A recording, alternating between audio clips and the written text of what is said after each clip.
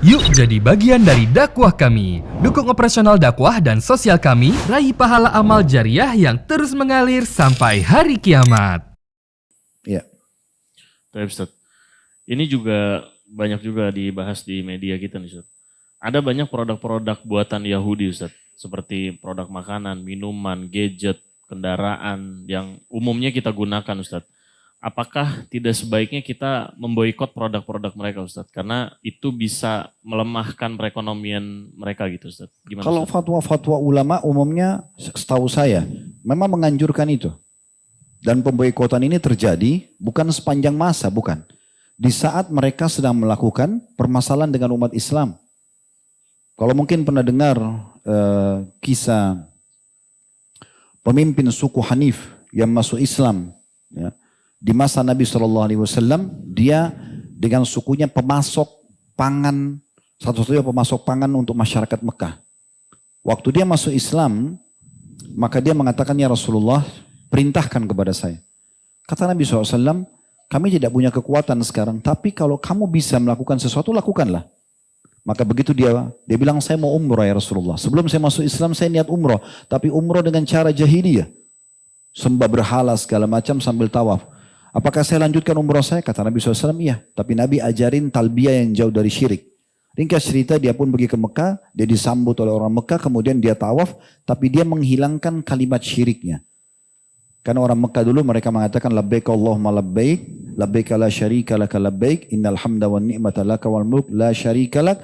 Lalu ditambah dengan kalimat syirik, illa syarikan huwa lak tamliku wa ma malak. Artinya aku jawab panggilanmu dengan santun, ya Allah tidak ada sekutu bersamamu, sesungguhnya puji-pujian kerajaan hanya untukmu, tidak ada sekutu bersamamu. Lalu mereka tambah dengan kecuali sekutu yang engkau kuasai dan engkau miliki. Ini tidak boleh, berarti Allah punya sekutu. Tidak ada di sini.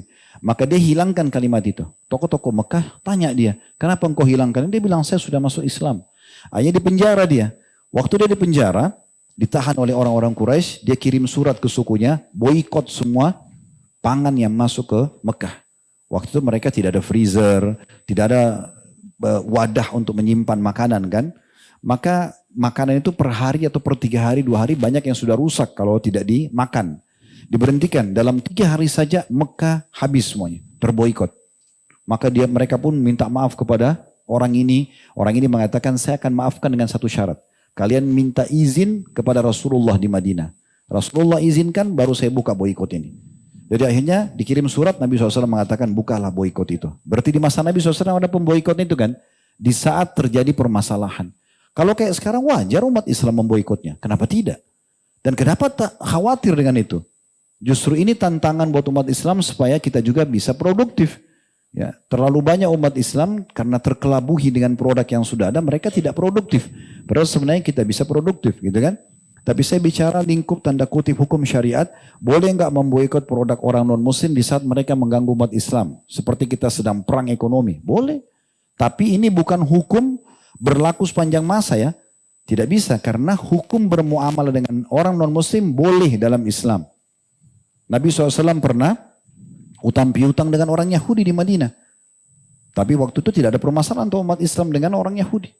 Ya, Salman Al-Farisi pernah menjadi budak di tangan seorang Yahudi dan dia berikan syarat agar Salman menebus dengan kalau tidak salah 1000 pohon kurma. Maka Nabi SAW mengajak umat Islam untuk menebus 1000 pohon kurma itu dan beliau menanam sendiri dengan tangannya salah satu pohon itu. Nah, ini ada muamalah kan gitu. Tapi muamalah ini terjadi di saat memang mereka tidak buat masalah. Kita sekarang bermuamalah dengan warga negara kita, orang Nasrani, orang Hindu, orang Buddha, tidak ada larangan dalam Islam. Terbukti kita mayoritas Islam, mereka aman-aman saja di sini kan. Tidak ada yang mengganggu mereka dan begitulah keadaan umat Islam. Tapi sekarang orang Yahudi memang wajar kalau diboikot. Mereka tidak peduli mau laki-laki mau perempuan. Ini bukan perang namanya. Kalau perang itu masih ada etikanya. Secara internasional pun disepakati, nggak boleh menghancurkan rumah sakit. Tidak boleh membunuh masyarakat sipil, tidak boleh merusak fasilitas umum kayak pabrik makanan.